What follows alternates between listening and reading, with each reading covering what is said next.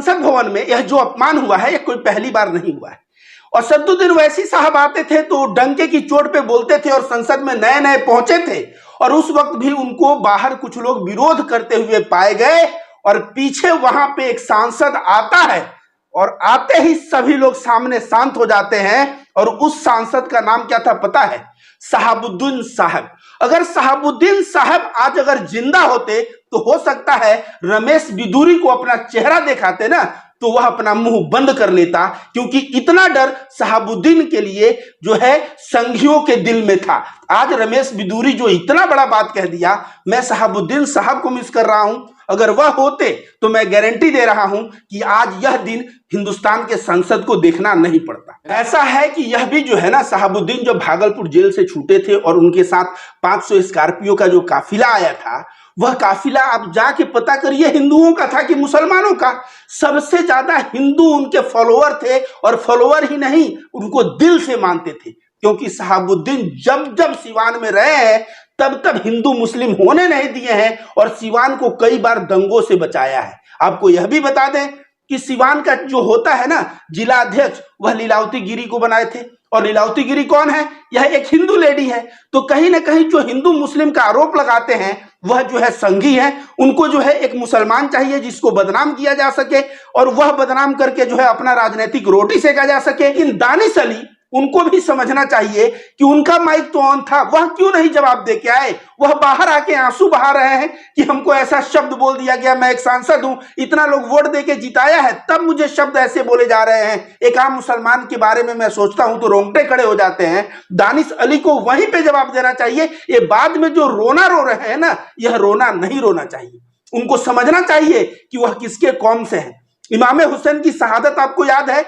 नहीं याद होगी तो ये सुल्तान सलाहुद्दीन अयूबी को तो आप जानते ही होंगे, और नहीं जानते हैं तो बहादुर का गाथा आपको जानना है तो उमर साहब की बहादुरी के गाथा तो जानते ही होंगे, और वो भी नहीं जानते होंगे तो हमजा साहब के बहादुरी के गाथे जानता होंगे आप। तो मैं यही कहता हूं कि यह ऐसा कौम है जो सर कटाना पसंद करता है लेकिन सर झुकाना नहीं, जिसने इंसाफ को कायम करने के लिए करबला के मैदान में पूरा का पूरा परिवार का शहादत दे दिया, लेकिन इंसाफ के लिए जो है लड़ाई लड़ी। और यह जो है, यह संसद में इस तरह का शब्द सुन के दानिश अली चले जाते हैं और कहीं ना कहीं अपने कौम की गरिमा भूल जाते हैं। नहीं। नमस्कार साथियों, आज हमारे साथ एक बार फिर से बात करने के लिए मौजूद है रविकांत भारती जी। और आज हम बात करने वाले हैं कि आपने भी कुछ महीनों पहले देखा होगा कि भव्य आयोजन किया गया था नए संसद भवन के उद्घाटन में। प्रधानमंत्री नरेंद्र मोदी जी भी मौजूद थे और उसका उद्घाटन किया गया था। लेकिन जैसे ही देश के तमाम सांसद नए संसद भवन में जाते हैं और वहां चर्चा शुरू होती है तो एक शर्मनाक घटना वहां से सामने निकल करके आती है। और वो शर्मनाक घटना ये थी कि दिल्ली के एक सांसद है रमेश बिधूड़ी, और उन्होंने एक मुस्लिम सांसद दानिश अली को कटवा, भड़वा और उग्रवादी कह दिया। इसको लेकर के सामाजिक कार्यकर्ता रविकांत भारती जी क्या सोचते हैं, आइए इनसे जानते हैं। देखिए पत्रकार महोदय, जो संसद भवन में रमेश बिधूरी के द्वारा कटवा, भड़वा और इस तरह के जो अपशब्द मुसलमान कम्युनिटी के लिए यूज हुआ, दानिश अली सांसद के लिए यूज हुआ, यह बहुत ही शर्मसार करता है। संसद भवन का वह नया बिल्डिंग सही में रो रहा होगा, अपने आप को अपमानित महसूस कर रहा होगा कि इस तरह की बात की जा रही है। आपको बता दें कि अगर ऐसे ही जाति सूचक शब्द अगर SC ST के लिए प्रयोग किया जाता है कि रे फलाने रे ढेकाने, वह जात के नाम लेके चिढ़ाया जाता है, तो उनके ऊपर SC ST का मुकदमा लग जाता है सामने वाले के ऊपर और वह अंदर चला जाता है। लेकिन यह जो आप बोल रहे हैं ना, भड़वा, कटवा, ये कोई नया शब्द नहीं है, समाज के प्रचलित शब्द है। संसद भवन में भले ना बोले गए हों, लेकिन आप बिहार, मध्य प्रदेश, उत्तर प्रदेश और तमाम ऐसे जो हिंदी स्पीकिंग हॉटलाइन है, वहां पे छोटे बच्चे अपने मित्र को ऐसे मजाक लेते हैं, इन बातों के साथ उनको चिढ़ाते हैं। तो इस तरह का मुस्लिम जो लीडरशिप है, कहीं ना कहीं उस लीडरशिप की जो पास्ट में सरकारें रही हैं, जो अपने आप को सेकुलर बोलती हैं, उन सरकारों का दोष है। अगर दलित को कोई जाति सूचक शब्द बोलता है तो उसके ऊपर मुकदमा होना निश्चित है SC ST एक्ट के तहत, लेकिन अगर मुसलमान को कोई कटवा बोल दे, उसके ऊपर मुकदमा नहीं हो पा रहा है। तो इसके लिए जो मुसलमान नेता हैं या जो भी अपने आप को तथाकथित बोलती है मैं सेकुलर पार्टी हूं, सेकुलर पार्टी को आगे आना चाहिए और इसके लिए कानून बनाना चाहिए, और कानून बना के ऐसे उपद्रवी, ऐसे उदंड लोग जो संसद भवन की गरिमा को नहीं समझ के वहां पे मुसलमान जाति का एक बंदा जो है दानिश अली को ऐसा शब्द का प्रयोग करता है जो शब्द जो है पूरे हिंदुस्तान का सर झुका देता है। सवाल आपसे ये है कि जिस संसद भवन में दानिश अली को कटवा भड़वा उग्रवादी कहा गया, उसी संसद में और भी मुस्लिम सांसद मौजूद थे, लेकिन सभी के सभी उस वक्त चुप रहे। इसको आप कैसे देखते हैं? देखिए पत्रकार महोदय, मैं बता दूं कि कांग्रेस पार्टी के लीडर हो गए चाहे मुस्लिम जितने भी नेता थे, वो चुप कोई था नहीं, क्योंकि जिसका स्पीकर ऑन होता है वह बोलता है, बाकी लोगों का स्पीकर ऑन नहीं होता है तो बस शोर की आवाज सुनाई देती है। तो इसमें मुझे लगता है कि असदुद्दीन ओवैसी साहब और तमाम ऐसे कई मुस्लिम सांसद आवाज तो उठाए ही होंगे, साथ साथ कांग्रेस पार्टी के और तमाम जो सेकुलर पार्टी के लोग थे वे लोग भी आवाज उठाए होंगे, लेकिन आवाज जो है माइक तक नहीं आ पाई। लेकिन दानिश अली, उनको भी समझना चाहिए कि उनका माइक तो ऑन था, वह क्यों नहीं जवाब दे के आए? वह बाहर आके आंसू बहा रहे हैं कि हमको ऐसा शब्द बोल दिया गया, मैं एक सांसद हूं, इतना लोग वोट दे के जिताया है, तब मुझे शब्द ऐसे बोले जा रहे हैं। एक आम मुसलमान के बारे में मैं सोचता हूं तो रोंगटे खड़े हो जाते हैं। दानिश अली को वहीं पे जवाब देना चाहिए। ये बाद में जो रोना रो रहे हैं ना, यह रोना नहीं रोना चाहिए। उनको समझना चाहिए कि वह किसके कौम से हैं। इमाम हुसैन की शहादत आपको याद है? नहीं याद होगी तो सुल्तान सलाहुद्दीन अयूबी को तो आप जानते ही होंगे, और नहीं जानते हैं तो बहादुर का गाथा आपको जानना है तो उमर साहब की बहादुरी के गाथा तो जानते ही होंगे, और वो भी नहीं जानते होंगे तो हमजा साहब के बहादुरी के गाथे जानता होंगे आप। तो मैं यही कहता हूं कि यह ऐसा कौम है जो सर कटाना पसंद करता है लेकिन सर झुकाना नहीं, जिसने इंसाफ को कायम करने के लिए करबला के मैदान में पूरा का पूरा परिवार का शहादत दे दिया, लेकिन इंसाफ के लिए जो है लड़ाई लड़ी। और यह जो है, यह संसद में इस तरह का शब्द सुन के दानिश अली चले जाते हैं और कहीं ना कहीं अपने कौम की गरिमा भूल जाते हैं, नहीं तो मुकम्मल जवाब दिए होते। मुझे अच्छा से याद है कि एक बार यही रमेश बिदूरी असदुद्दीन ओवैसी संसद में बोल रहे थे और वह चिल्ला रहा था। असदुद्दीन ओवैसी साहब 2 मिनट के अंदर बोले चुप चुप और देखे शांत करो, और वह थोड़े देर में शांत हो गया। तो गर्मी कैसे निकाला जाता है असदुद्दीन ओवैसी को पता है और तमाम मुस्लिम लीडर्स को पता है, लेकिन कहीं ना कहीं ये दानिश अली जो कार्य किए हैं, इस कार्य पे ये नहीं मुसलमान कम्युनिटी भी शर्मिंदा होगा, और रमेश बिदूरी जो काम किया है वह तो पूरे हिंदुस्तान के सभी लोगों का सर जो है नीचा कर दिया है। मुसलमानों का संसद भवन में यह जो अपमान हुआ है, यह कोई पहली बार नहीं हुआ है। और असदुद्दीन ओवैसी साहब आते थे तो डंके की चोट पे बोलते थे, और संसद में नए नए पहुंचे थे, और उस वक्त भी उनको बाहर कुछ लोग विरोध करते हुए पाए गए, और पीछे वहां पे एक सांसद आता है और आते ही सभी लोग सामने शांत हो जाते हैं। और उस सांसद का नाम क्या था पता है? शहाबुद्दीन साहब। अगर शहाबुद्दीन साहब आज अगर जिंदा होते तो हो सकता है रमेश बिदूरी को अपना चेहरा दिखाते ना, तो वह अपना मुंह बंद कर लेता, क्योंकि इतना डर शहाबुद्दीन के लिए जो है संघियों के दिल में था। आज रमेश बिदूरी जो इतना बड़ा बात कह दिया, मैं शहाबुद्दीन साहब को मिस कर रहा हूं। अगर वह होते तो मैं गारंटी दे रहा हूं कि आज यह दिन हिंदुस्तान के संसद को देखना नहीं पड़ता। मेरा अगला सवाल आपसे यह है कि आप जो है पूर्व सांसद शहाबुद्दीन जी की बात कर रहे हैं, लेकिन उनके ऊपर बहुत सारे क्राइम के आरोप भी तो थे, तो आप उनकी बात क्यों कर रहे हैं यहाँ पर? ऐसा है, क्राइम के आरोप हैं, ये सब जो दिखता है। आपको बता दूं पत्रकार महोदय, जो सिवान से दूर रहते होंगे ना, उनके लिए ये सब दिखता होगा। हिंदुस्तान के कोने से मीडिया प्रचार करके दिखाता होगा। मैं सिवान का हूं, मेरा घर शहाबुद्दीन साहब के घर से बहुत ज्यादा दूर नहीं है। वो जो है सिवान में, आपको बता दें, डाकुओं का बहुत ज्यादा प्रकोप था। अमीर लोगों के घर पे हमला, गरीबों पे भी अत्याचार होते थे, मिडिल क्लास वर्ग थोड़ा सुरक्षित था। उस वक्त शहाबुद्दीन साहब आते हैं और लड़ाई लड़ते हैं इन अमीर और गरीब वर्ग की, और उन डाकुओं को वहां से भगाने के लिए वह जो है तत्पर हो जाते हैं। और उसी लड़ाई को कहा जाता है वह हत्यारे हैं तो फलाना है तो ढेकाना है। और वह किसके लिए लड़ाई लड़ रहे थे? आपको बता दें, ज्यादातर जो सवर्ण अमीर लोग थे वे परेशान थे। वे लोग ही शहाबुद्दीन के पास जाके बोले थे कि हमें बचाइए, और शहाबुद्दीन उनको बचाए। ऐसे में आज उनको कातिल बोलना, अपराधी बोलना, यह दूर के लोगों के लिए बहुत अच्छा लगता होगा, लेकिन जो सिवान के पास रहता है, सिवान का है, उसको तो अच्छा बिल्कुल ही नहीं लगेगा। लेकिन शहाबुद्दीन के ऊपर तो हिंदू मुस्लिम का भी आरोप लगता था कि वो हिंदू मुस्लिम करते हैं, मुसलमानों और हिंदुओं में भेदभाव करते हैं। ऐसा है कि यह भी जो है ना, शहाबुद्दीन जब भागलपुर जेल से छूटे थे और उनके साथ 500 स्कॉर्पियो का जो काफिला आया था, वह काफिला आप जाके पता करिए हिंदुओं का था कि मुसलमानों का। सबसे ज्यादा हिंदू उनके फॉलोअर थे, और फॉलोअर ही नहीं, उनको दिल से मानते थे, क्योंकि शहाबुद्दीन जब जब सीवान में रहे हैं तब तब हिंदू मुस्लिम होने नहीं दिए हैं, और सीवान को कई बार दंगों से बचाया है। आपको यह भी बता दें कि सीवान का जो होता है ना जिला अध्यक्ष, वह लीलावती गिरी को बनाए थे, और लीलावती गिरी कौन है? यह एक हिंदू लेडी है। तो कहीं ना कहीं जो हिंदू मुस्लिम का आरोप लगाते हैं वह जो है संघी है। उनको जो है एक मुसलमान चाहिए जिसको बदनाम किया जा सके, और वह बदनाम करके जो है अपना राजनीतिक रोटी सेका जा सके। और शहाबुद्दीन साहब, वह तो एकदम जो है उनका पर्सनालिटी क्या था, उनसे लोग डरते भी थे। अगर वह गलत करोगे तो गलत को आंख भी दिखाते थे। तो ऐसे में लोग जो है हिंदू मुस्लिम के एंगल देने का कोशिश करते हैं। लेकिन सच्चाई तो यह है पत्रकार महोदय कि आप जाके उनके फॉलोअर के बारे में अगर आप बात करेंगे तो मुसलमान से ज्यादा शहाबुद्दीन का सीवान में हिंदू फॉलोअर्स आज भी हैं। लेकिन आप शहाबुद्दीन के बारे में इतनी सारी बातें कर रहे हैं, लेकिन उनके दौर को तो जंगल राज का दौर कहा जाता है। देखिए, लालू प्रसाद यादव जब मुख्यमंत्री थे तो आरोप लगाया जाता है जंगल राज। आज फिर तेजस्वी गठबंधन में है तो आरोप लगाया जा रहा है जंगल राज, और जब बीजेपी का गठबंधन रहता है तो जंगल राज नहीं रहता है।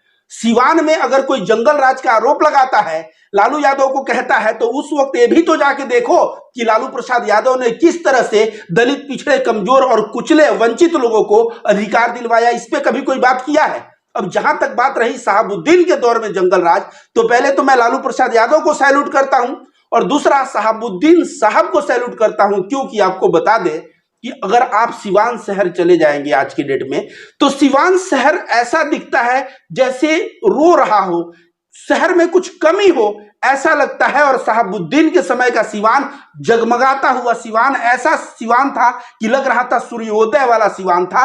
आज संसद भवन में शहाबुद्दीन बैठे होते तो रमेश बिदूरी की साहस नहीं थी कि वह ऐसा बोलता।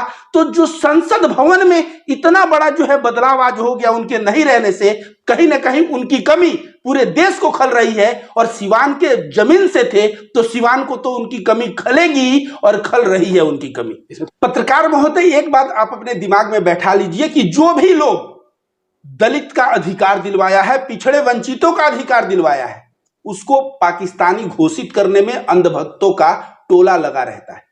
चाहे वह मुलायम सिंह यादव जी हो, चाहे वह लालू प्रसाद यादव जी हो, और चाहे वह कोई भी नेता हो जो दलित, वंचित, शोषितों को आवाज उठाया। आप अंदाजा लगा सकते हैं कि अगर लालू प्रसाद यादव नहीं होते, उधर मुलायम सिंह यादव नहीं होते, तो क्या जो आज इतना हक और अधिकार मिला पिछड़ी जातियों को, मिलता क्या? नहीं मिलता। अगर सिवान में शहाबुद्दीन नहीं होते ना, तो वहां के जो दलित थे, पिछड़े वर्ग के थे, वंचित लोग थे, आज वह जो है जो सीना ऐसे करके जी पाते हैं, जी पाते क्या? तो उनको लालू प्रसाद यादव का भी धन्यवाद देना चाहिए, शहाबुद्दीन साहब को भी धन्यवाद देना चाहिए। लेकिन मैं चंद लोगों को देख रहा हूं कि उन लोगों को भी ये लोग टोपी पहनाने का प्रयास कर रहे हैं कि तुम लोग जात में मत बचो, हिंदू बनो, और हिंदू बन के मुसलमानों को अपना दुश्मन मानो। और शहाबुद्दीन तो मुसलमान था, ऐसा करके टोपी पहनाने का कार्य कर रहे हैं।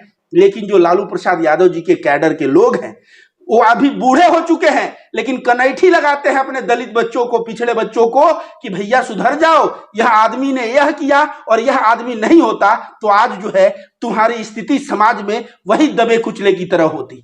तो यह बात हमें समझना होगा कि जो आदमी दलित पिछड़ों का हक दिलवाया है, उसको देश में अंधभक्तों का टोला बदनाम करने के प्रयास में लगा रहता है, और उसी के पीड़ित लालू प्रसाद यादव, मुलायम सिंह यादव और शहाबुद्दीन साहब हैं। अगला सवाल रविकांत भारती जी से है कि कुछ अंधभक्त, कुछ नफरती ट्रोलर्स और चवन्नी छाप पत्रकार सोशल मीडिया पर, डिजिटल मीडिया पर और अपने चैनल के जरिए ये फैला रहे हैं कि मुसलमानों में एक रिवाज है जिसे खतना कहा जाता है, जहां पर थोड़ा सा स्किन जो होता है काट दिया जाता है, तो उसको आड़ बना के कह रहे हैं कि इनको फिर कटवा क्यों न कहा जाए। ऐसा है, देखिए, उनका जो एक संस्कार है, जो उनका एक परंपरा है, वह कर रहे हैं, और उसको करने से क्या उनको ऐसा संबोधित करना क्या सही है? बिल्कुल सही नहीं है। वैसे तो देखा जाए तो परंपरागत बहुत सारी चीजें हम लोग भी फॉलो करते हैं, बीइंग अ हिंदू। अब उसके ऊपर अगर कोई मजाक करे तो यह मजाक करना गलत है। किसी भी देवी देवता के ऊपर, किसी भी पैगंबर के ऊपर, किसी भी जो संस्कार है किसी धर्म का, उसके ऊपर इस तरह का आक्षेप लगाना, इस तरह का गलत कमेंट करना, यह हिंदुस्तान का संस्कार नहीं है। और जो लोग कर रहे हैं वह हिंदुस्तान के गद्दार हो सकते हैं, हिंदुस्तान के सच्चे सपुत्र नहीं हो सकते। इसके अलावा जो अंधभक्त है, 2 रुपए प्रति ट्वीट वाले ट्रोलर है, वो ये भी फैलाते हैं कि पूरी दुनिया में जो है एक विशेष कौम जो है अलग अलग देशों में जाके धमाका करते हैं, उग्रवाद फैलाते हैं, तो उनको उग्रवादी क्यों न कहा जाए? देखिए, विशेष कौम वाली बात करना अगर देखा जाए तो मैं आपको पहले बता दूं पत्रकार महोदय, इस दुनिया में हत्याओं का अगर आप इतिहास पढ़ेंगे तो सबसे ज्यादा हत्या आप देखेंगे तो जोसेफ स्टालिन ने किया था। 1.25 करोड़ लोगों को मरवाया था। वह क्या था? बाइफेथ मुस्लिम तो नहीं था। आइए बात करते हैं एडॉल्फ हिटलर की। 60 लाख यहूदियों का कत्लेआम करवाया गया और 60 लाख यहूदियों का कत्लेआम आज जो है ऐसा बन गया है ना कि वहां पे उस घटना के ऊपर भी कोई उसकी प्रशंसा कर देना तो उसको जेल में डाल दिया जाता है। तो 60 लाख यहूदियों को मरवाने वाला कोई बताएगा कि यह जो है कौन से धर्म से था? आपको बता दें, ऐसे मुसोलिन और ऐसे तमाम बड़े बड़े डिक्टेटर हुए हैं जो दुनिया में कितने कितने लोगों को मार दिए। और वो तो छोड़िए, अमेरिका जैसा देश हिरोशिमा नागासाकी पे बम गिराता है, कितने मासूम बच्चे और कितने जो है इनोसेंट लोग मारे जाते हैं, इसके ऊपर बताएंगे क्या? तो एक चीज आपको याद रखना चाहिए कि धर्म को आड़ बना के इस तरह की बातों का आक्षेप लगाना, इस तरह का आरोप लगाना, यह बहुत ही गलत है। आप अगर देखिए तो बड़े पैमाने की राजनीति समझिए। जब ओसामा बिन लादेन ने ट्विन टावर पे हमला किया, उसके बाद क्या हुआ? ट्विन टावर पे हमला होने के बाद अमेरिका में एक शब्द का बहुत ज्यादा दुष्प्रचार बढ़ गया जिसका नाम जिहाद है। और जिहाद शब्द का मतलब क्या है कि अगर आपके अंदर बुरा विचार आता है तो उसके प्रति जिहाद करिए कि अच्छा विचार आए। आपको गुस्सा आता है तो उसके प्रति जिहाद करिए कि आपको गुस्सा ना आए। जिहाद का मतलब होता है कि अगर कोई बुरा कार्य कर रहा हो तो उसको बुरा कार्य करने से रोके। हमारे देश में जब फतवा जारी होता था आजादी के पहले अंग्रेजों को मारने के लिए, तो वे लोग अपने आप को कहते थे कि यह जिहाद है अंग्रेजों के खिलाफ। तो जिहाद शब्द जो है, इतिहास देखा जाए तो जिहाद शब्द बहुत अच्छा शब्द था, लेकिन तब से जो है बदनाम हुआ जिहाद शब्द और मुसलमान इस्लाम को टारगेट किया गया और कहीं ना कहीं उसमें तेल का भी झगड़ा समझ में आता है। तो ओवरऑल ये समझ लीजिए कि ये लोग कहें एक ही कौम से कैसे होते हैं, तो ये बताइए ना, ये बिश्नोई कौन से कौम का है? हर अपराधी किसी धर्म का नहीं होता। मैंने बताया हिटलर का धर्म, मैंने बताया जोसेफ स्टालिन, मैंने बताया मुसोलिन, यह धर्म किसी के हो, लेकिन यह जो है मानव थे और मानव के नाम पे नाली के कीड़े का कार्य किए, तो उनको बोला जाता है कि यह इतिहास के कलंकित व्यक्ति हैं। तो जो व्यक्ति चाहे हिंदू हो, मुसलमान हो, सिख हो, ईसाई हो, जो गलत कार्य करे, अपराधी को हमें कंडेम करना चाहिए। अपराधी को लेके हम पूरे कौम को रिलेट करके और बोले कि सारा मुसलमान और इस्लाम धर्म जो है ऐसा सिखाता है, तो इस बात से पत्रकार महोदय मैं सहमत नहीं हूं। लेकिन रवि जी, अगला सवाल हमारा आपसे ये है कि जिन लोगों के आप डिफेंड कर रहे हैं उनके ऊपर तो आतंकवाद का आरोप लगता है ना। हमारे देश में जो अंधभक्त मूर्ख टाइप के लोग हैं वो तो सीधा इनको आतंकवादी ही कहते हैं ना। देखिए पत्रकार महोदय, जोसेफ स्टालिन 1.25 करोड़ लोगों को मारा, हिटलर 60 लाख लोगों को मारा, मुसोलिन कितने लोगों को मारा, इतिहास जानता है, लेकिन इनके नाम के आगे आतंकवादी लगा है क्या? तानाशाह लगा है, तानाशाह लगा है। लेकिन अगर कोई भी आज के डेट में घटना करता है और इस्लाम धर्म का है तो उसको दूसरे शब्द का प्रयोग नहीं करके सीधे आतंकवादी बोला जाता है। तो मैं कहूंगा कि ऐसे लोग दोहरे चरित्र के होते हैं। लेकिन संसद में तो और भी राजनेता है ना, कोई क्यों नहीं खड़ा हुआ दानिश अली के साथ? देखिए, मैं राहुल गांधी को सैल्यूट करता हूं। मैंने राहुल गांधी से कंप्लेन किया था और वीडियो भी बनाया था कि आप जो है कहीं भी बुलडोजर चलता है मुसलमानों के घर तो उनके बच्चों को गोद में नहीं उठाते। वहां पे पहुंचना चाहिए। आप पहुंचेंगे तो समाज में मैसेज अच्छा जाएगा और इससे 98% हिंदू जो सेकुलर है आपके साथ खड़ा होगा और बोलेगा कि इस देश को शांति चाहिए, अशांति नहीं। तो राहुल गांधी ने पहली बार मैंने देखा कि जो है वह जाना शुरू कर दिए, दानिश अली से मुलाकात किया और मुलाकात करके उनको गले लगाया। कहीं ना कहीं उन्हें संदेश उन्होंने दिया कि इस देश में हिंदू और मुसलमान सब नागरिक हैं, सब एक बराबर हैं और किसी का अपमान किया जाएगा तो वहां राहुल गांधी खड़े रहेंगे। तो राहुल गांधी ने जो कार्य किया है, जो संसद में अन्य जो भी सांसद हैं उनके प्रेरणा के स्रोत राहुल गांधी होने चाहिए। और कोई शब्द बोले तो उसकी मर्यादा रखे और मर्यादा के बिना अगर शब्द बोलेगा तो याद रखो राहुल गांधी जैसा नेता भी विपक्ष में है जो गले जाके लगा सकता है।